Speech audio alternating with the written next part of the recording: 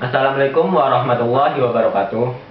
Para rawuh, keparengan kula matur minangka sesulihipun ingkang gadah griya. Ingkang menika Bapak Tuwin Ibu Sunarto Wirasumarto, kula ngaturaken sugeng rawuh. Sajengipun ngaturaken agenging panuwun. Dene panjenengan sampun kersa ngrawuhi anggenipun gadah damel ngemah-ngemahaken anak angka kalih. Nama Titi Sunarti pikantuk Anton Priyono, putra pambayung nipun Bapak saha Ibu Priyanto Hadi Nugroho ingkang pidalem ing Jalan Pamuda angka 91 Wonosobo. Bapak adalah Ibu Sunarto Wirasumarto ngaturaken agenging panuwun.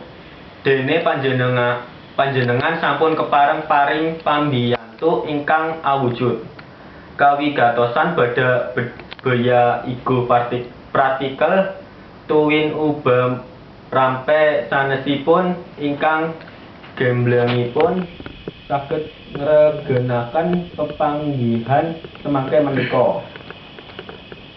Ngambali ingkang kapacak ing serat ulem kepareng para ingkang sami rawuh paring pangestu mugi penganten kekalih anggenipun magun brayat pirinaringan karo harjan kabagyan.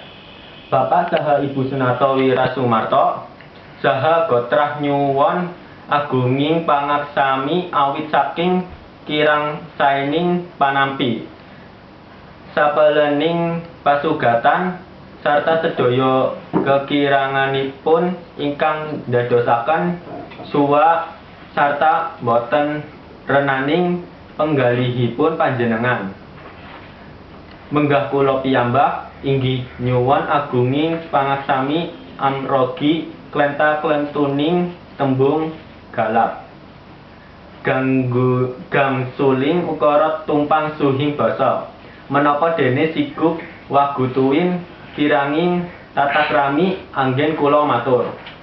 Mugi-mugi pahargyan ing wira sumartan samangke menika kawawa ngraketaken nyupeketaken anggenipun sami swarung memitran pesederekan saha nglestarekaken bebrayan ing alam sawegung.